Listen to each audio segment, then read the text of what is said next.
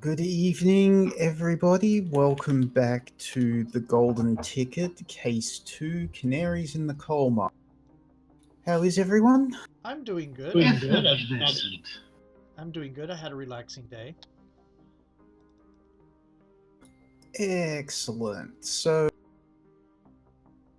start off, I have a thing to read. Oh dear. Interesting. Well, as you'll remember, when we left off last time, Laurie was going to do a thing by themselves, and it didn't feel right, me just role-playing Oh, right. alone. Got it. Okay. So I wrote this thing to explain the exploring Laurie's mythos twice and how those clues were spent. Cool. All right, so fire warmed the stone walls and heavy carpets as I stood by the darkened window, looking out onto moonlit mountains, not a skyscraper or townhouse in sight. Looking down, my heart skipped a beat when I discovered that my hands were smaller, pale and delicate, with long crimson-painted nails. I quickly discovered that the rest of me was also womanly, clad in a medieval red dress that matched the colour of my nails. Rushing to the mirror beside my bedside table, I discovered the face of a beautiful, aristocratic lady looking back at me in shock. "Laurie," Veronica whispered into my ear suddenly, her lips nearly grazing my earlobe. She cast no reflection in the mirror. Waking with a start, I found myself on the couch in my office, heart pounding. Looking down at my broad, masculine hands, I discovered that part of me was disappointed. Cheeks red with embarrassment, I breathed a long and slow sigh, deliberately lowering my heart rate as I cradled my face in my hands.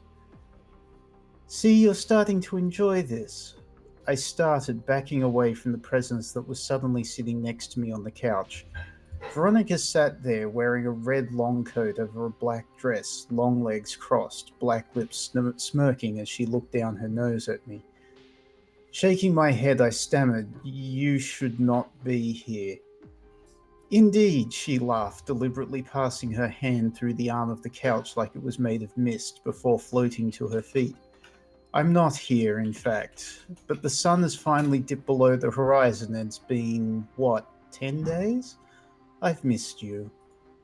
Some strange force, as if my skin were magnetic, was trying to pull me towards her, but I resisted it, taking a step back. She matched me step for step before the back of my legs bumped into the desk, halting my retreat. She came close, so close I thought she was going to touch me, but she refrained, teasing me. "My blood grows strong in you," she noted, holding her hand up, fingers splayed, hovering over my heart. "Get away from me," I begged shamelessly, sweat beading on my temple. "Whatever you did to me, it's wrong. I feel wrong." Pulling her hand back, she closed her fingers. "I've merely awakened what was already there, my beloved," she laughed. "I promised Elaine, remember? Besides, I wouldn't give my blood to just anybody. The blood of dragons is not for ordinary people. I am ordinary." "I've judged otherwise," she snapped, her fangs inches from my neck. "And who better a judge? What witch was ever greater than my antediluvian ancestor?" "You killed my students, crazy bitch," I hissed in defiance. "You hollowed them out and turned them into those things. They're called ghouls or revenants," she explained, suddenly calm and smiling again.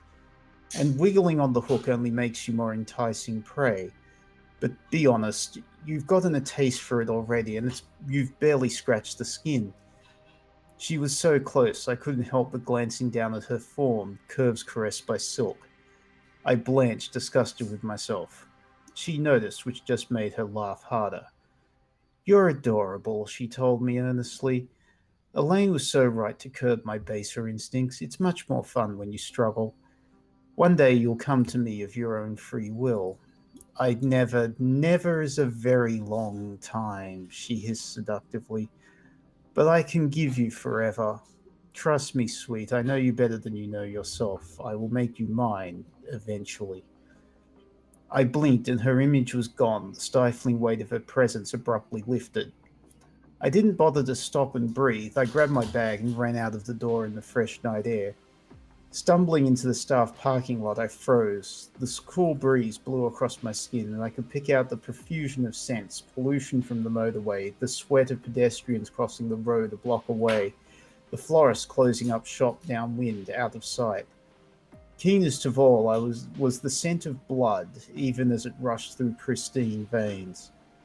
Shaking my head, I tried to focus, opening my car door to step behind the wheel. I didn't notice the black envelope sitting on the passenger side seat for a few moments. Picking it up, I turned it over to discover a message written on it in red with elegant brushwork. For my sweet, it read. Scowling, I opened the envelope and removed the folded pieces of paper from inside. Unfolding them, I was met with colour photocopies, picture after picture of young, beautiful women from different time periods, all dark haired with hauntingly familiar features. The first was a college age girl smiling for a yearbook photo. The second could have been her mother, though it was a grainy Polaroid holiday snapshot that had to have been taken more than a decade before. The one after was a copy of a flyer for a female vocalist with the writing blacked out. Her hair was something from the Flower Power era. So they continued, going back in time, shifting from black and white to colour again as photographs became painted portraits. The final picture was an aristocratic couple. The man was dressed in ornate armour, obviously a knight, and despite his gender, he was the splitting image of Veronica. The lady beside him was regal, slightly shorter than him, but breathtakingly beautiful. I recognized the face. It was the one from my dream, staring back at me from a bedside mirror. Snarling, I cast the papers aside and slammed my hand into the backrest of the seat beside me. It took a minute for the ripping sound to register. Looking back at the seat, I saw five short tears in the fabric where my nails had cut through to the synthetic fiber fluff underneath. Looking down at my hand, it seemed perfectly normal. Shaken, I pulled out of the parking space and began to drive to Elaine's. I didn't know what was going on. The detective was obviously my best bet. Cool. That I saw you showed me some of that before. The whole thing's really nice. Thank you. So we will shift the spotlight back to our other two heroes who are arriving home after a busy day previous. Yep. Um, Elaine, if you could please describe your place of residence. Elaine is something of a lady of means. If nothing else made it clear that she did that detective gig for her entertainment and mental health, then seeing the house certainly would. It's perhaps not larger nor more sumptuous than the average place. Location makes up for all of the deficit. Partway up a serviced apartment building, rather of a size one might expect from a full house with its own block of land. A nice open-plan living area leads directly into a floating islet with a small selection of rooms off to the side leading to bath, toiletries, various private spaces.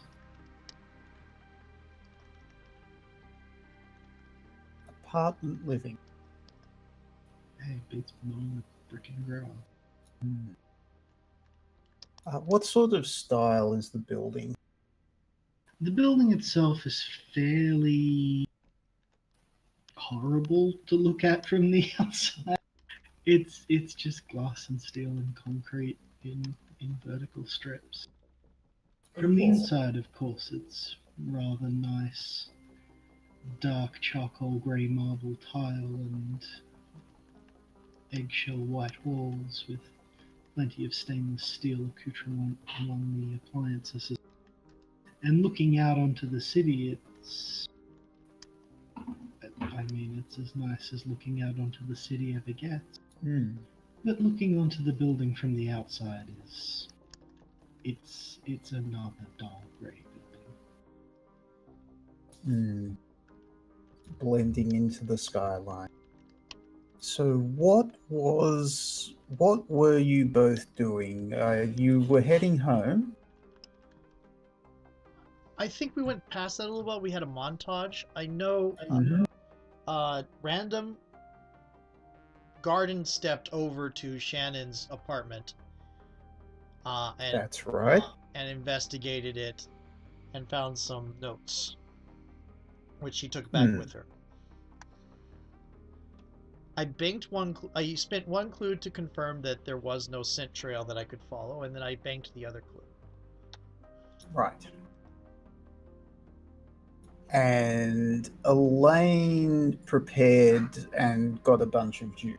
Yes, we probably made a pair of contact IDs for this forum. June and Elaine probably joined as different people. Alright. So it's shortly after that Laurie arrives, knocking on the front door.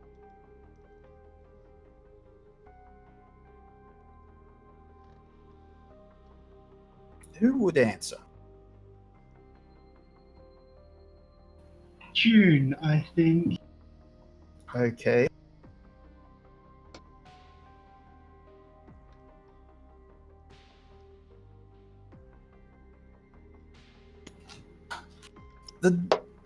As the door opens and Laurie sees June, his face falls slightly, but it's only a momentary lapse. Before he smiles again and says,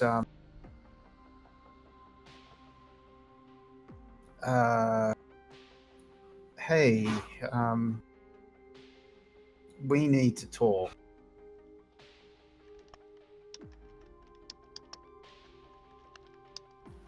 June looks mirthful at the very concept of having a talk, but in the interest of expediency, she's going to lead Laurie in and sit him at the computer she's just vacated, opening an instant messaging program.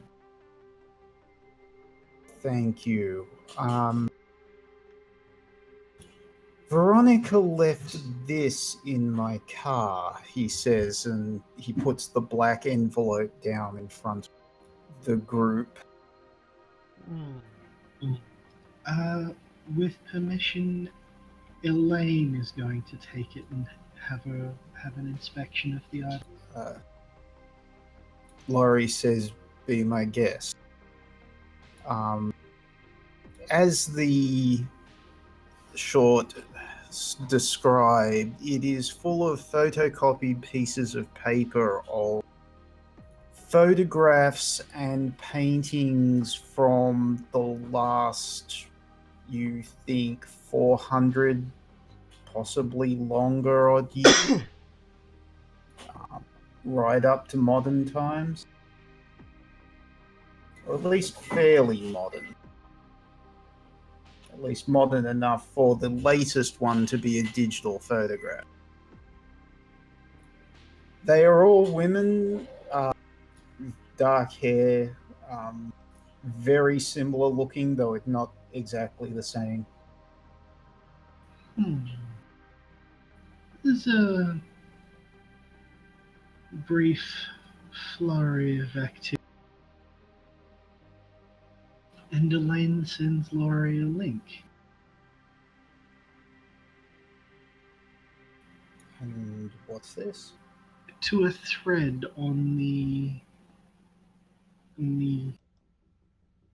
social network, or the forum rather, that Dale Watcher recommended. Hmm. And it is rife with speculation about mantles being passed on and new people picking up the torch when others pass.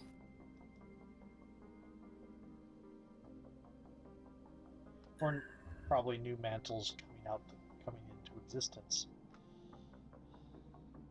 Hmm. I guess. All right. So Laurie said, mantles of what? I think at that point, it's what would be a suitably disturbing way for Random to make her appearance? Is there a fireplace? You know, there is, and it's strictly ornamental, but I don't think that will stop. Yeah, at this point, when you ask mantles of what, Random's hand comes out from and collapses onto the side of the. May I make a suggestion? Go ahead. It's a fake fireplace with a TV screen in it. Oh, Sadako, yeah, Sadako uses TVs. Yes. Yeah. Yeah, yeah. At this point, it's going to switch over to an image of Random in the garden, and she's going to be climbing her way out into the real world, holding a bunch of papers and such she brought from the Shannon's house. I found this. Elaine and June both laugh, make laughing gestures behind their head. And Laurie's IM client will come up with a link to Horror Movie by the Skyhawk. Yeah, I'm really not sure that Laurie is prepared for this. Yeah, I'm thinking face danger. What do we reckon? The best intentions? That seems reasonable. Ooh. I do have terrible news for you, though. Oh? Yeah, I'm gonna spend that hurt against Laurie, because I'm helping. You're laughing. You are indeed helping. Well, I got it by helping, so I'm going to use it to help. Indeed. I'm going to suggest survivor's instincts.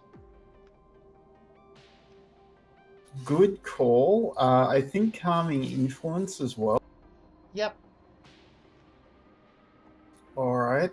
Weakness tags. Monstrous attraction, unlucky for others. I'm not seeing either of those. We still have natural nemesis. Natural nemesis and possibly shouldering others' burden, given this is the horrifying truth about someone else that's afflicting you.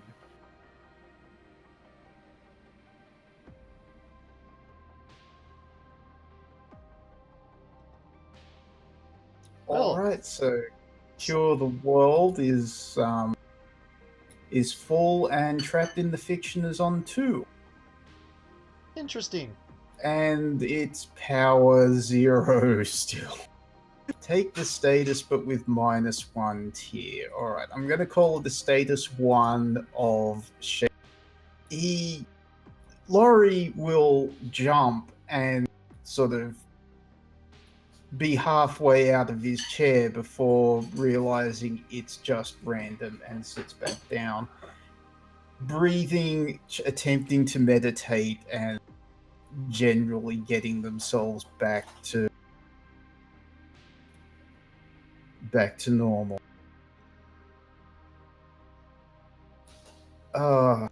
And dang it, Riley.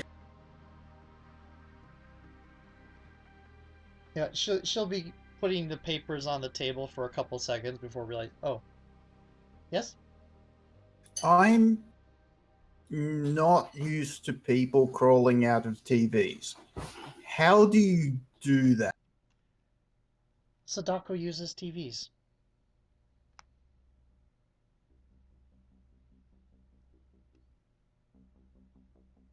that's a horror movie thing, right? Yes. So you can just use that garden place whenever you want? Yes. So, sword, 5 doors. I have 5 doors, and she'll point. I don't know that either Elaine or Lori can see them. She can right now. There, she'll have two of the doors are not on her fingers, but she'll have, to her view, three of her fingers will have glowy points at the end of them that are doors she can place. So yeah, 5 doors, one here, one in Missing Girl's place, three unused. All right, what did you find out? She has homework. It's I don't know. This is hidden. There's smell here. Not her. This smell is not her. And she's going to point out the papers. Hmm. I was going to say, you brought back some papers, right? I will give them a reading. They look like tutoring work, maths, physics, chemistry. Most of which is correct. There are very few notes and alterations. She was very smart, but quite obviously someone else has gone over her answers and she's been tutored. Is there anything in the original folder that we got regarding her about who the tutor is? No, funnily enough. Can I spin my last clue that I hadn't spent so that I would recognize the scent of the tutor if I came across it again? I will allow it. Okay. Then I will clear Have that. you decided who the tutor will be, or may I spend some juice to establish a fact? You may spend some juice to establish a fact. This isn't like a freelance uni student looking for extra money. This is one of those corporate dealies with advertising, and the worksheets are on their letterhead. Hmm. Very good. You can still reserve the right to veto that, obviously. Absolutely not. That's great. The letterhead is for Goliath Heavy Industries. That's an interesting company to do tutoring through.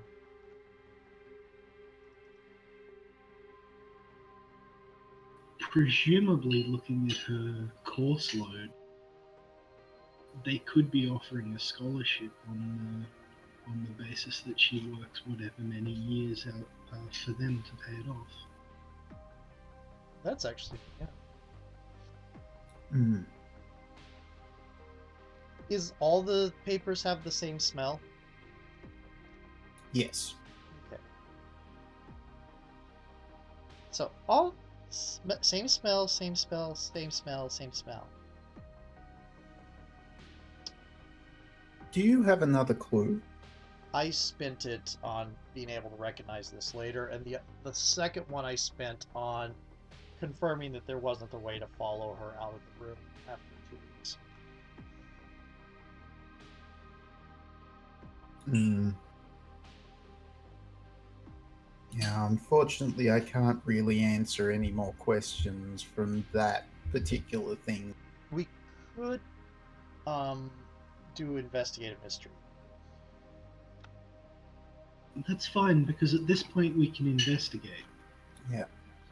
I'm also going. So, Laurie is going to say, well, I have to admit, I've been working on this. Well, I won't say I haven't spent much attention on it, but when I found out that she was missing, I did go and talk to her parents as a representative of the school. Did they mention any sort of scholarship or arrangement with Goliath? No, they just said that she was extremely intelligent and her grades were excellent. So what I'm going to do is I'm going to do the flashback move, Okay. which gives me a clue, which will be tagged as Shannon's parents.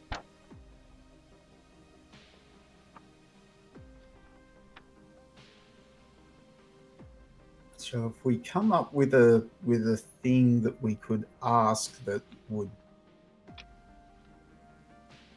If it comes up later on, we can ask. Yeah. mm, Okay. Unless um.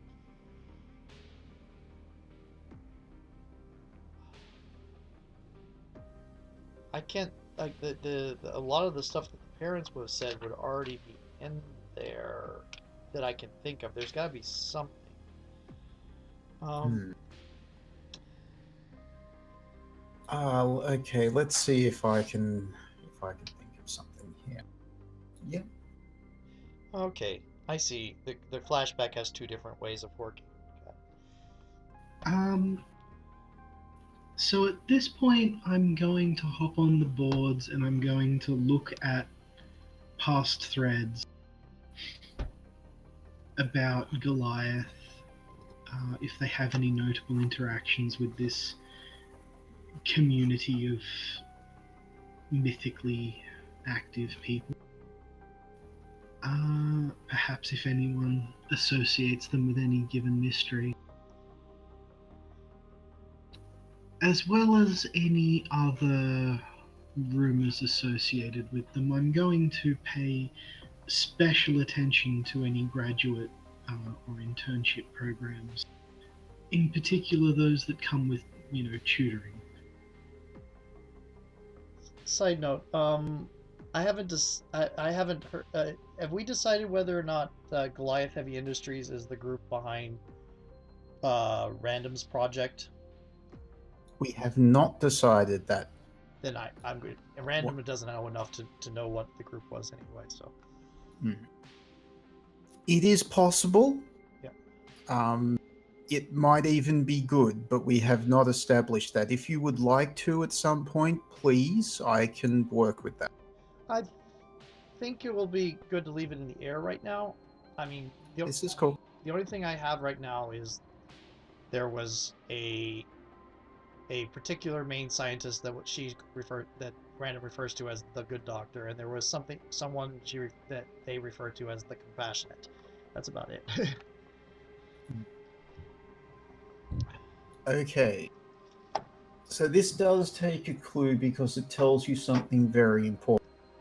Oh, I was going to attempt to make an investigate roll? An investigate roll please, using my juice as two, and use Lady Detective and... Please do. While you're doing that, I might just take a look at... That's right. I was going to change...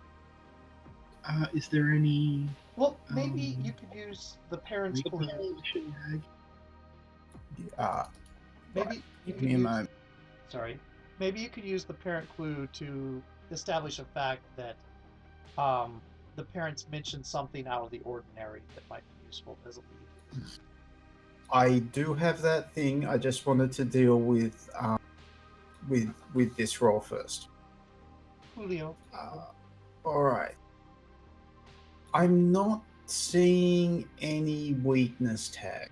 That's okay. I did not either, but I thought I should ask.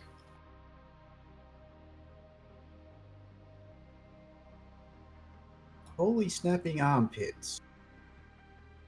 Well, power of 4. That was almost guaranteed success. I am going to say your investigation exposes you to danger. Interesting.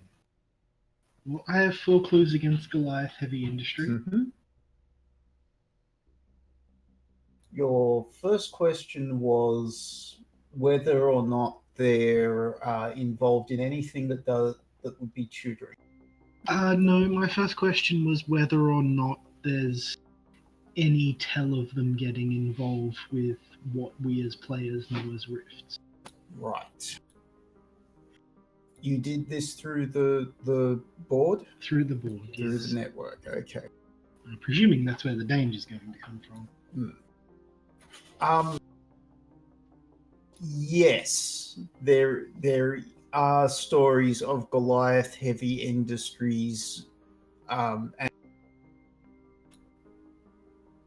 people they assume are like security forces that several people assume are related to Goliath Heavy Industries, searching for and sometimes attempting to capture rifts, or whatever they call themselves. Now, going back to last case, the Demeter plane was that I assumed Colbert was piloting it, but that's not necessarily true. Regardless, Colbert and Colbert and Veronica were on that plane, and it was Goliath Heavy Industries. Yep. Yes, so Goliath Heavy Industries definitely has some interest in people with unusual abilities. On the subject of the clue that I spent for Shannon's parents, that I'm about to spend, they told Laurie when they were talking about her schoolwork and how her grades were so good and everything, they said that she had told them repeatedly that she planned to be a biochemist. Interesting. I should like to spend another on. Oh, I think MC's choice of one name or one small set of names from the staff page for tutors that work in the area and are likely the tutor working on that particular student.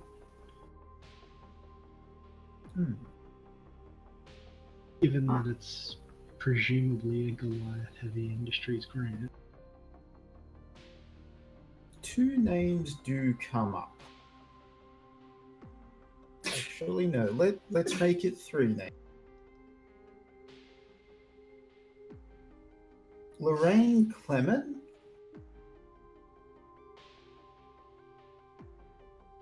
Bill Scrivener, and Wardell Stroud. So, how's that? Lorraine, Lorrain.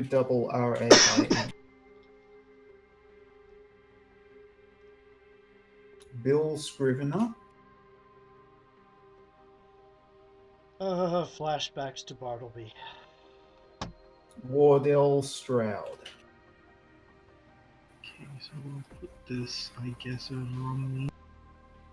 Well, until we know that they're not, we're going to put these on the antagonist side. How does that? Typical for most games. Both Wardell Stroud and Bill Scrivener are teachers at Clock Tower. Okay. All three of us should know that. Oh, the student types Don't may see. not have. Don't see you. Yeah.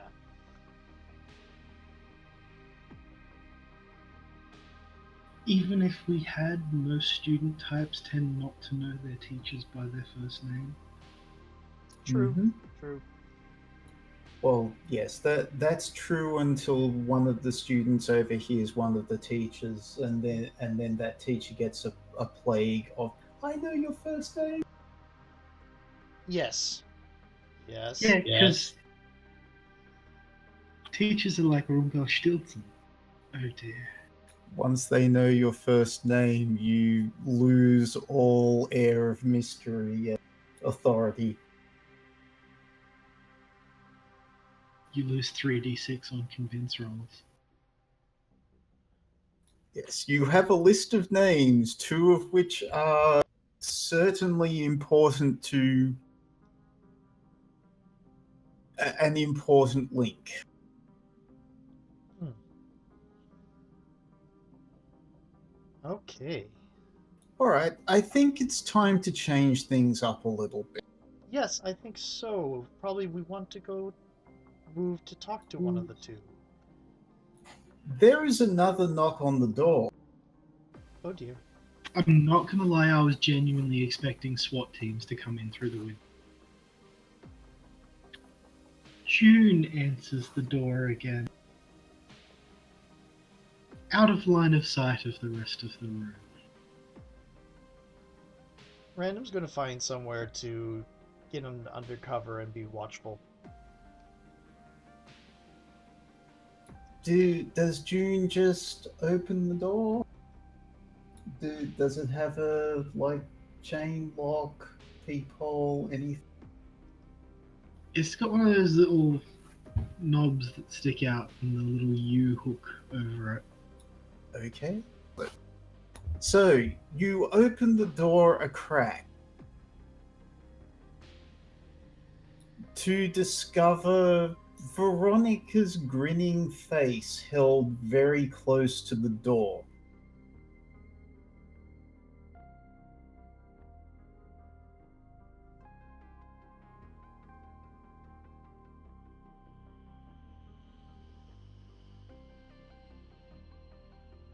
So, what's the people on this forum are talking about rifts? What the heck's a rift? Hmm.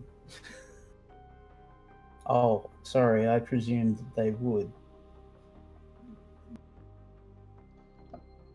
Probably it's several okay. different terms. It's your forum. You created it. Yeah. All right. Well, if we don't want it to be explicitly people to use the term rifts explicitly,